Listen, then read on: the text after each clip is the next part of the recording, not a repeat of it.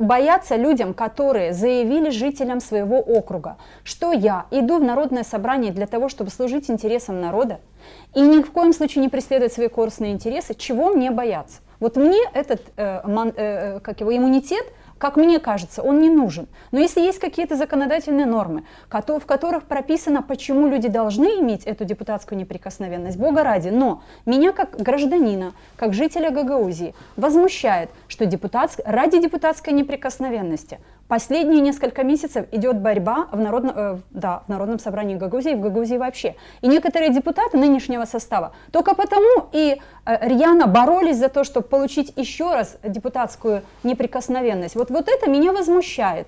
Когда вы выходите к людям, вы говорите, что «Ой, я буду служить интересам народа». А на самом деле нужна вот эта корочка, неприкосновенность.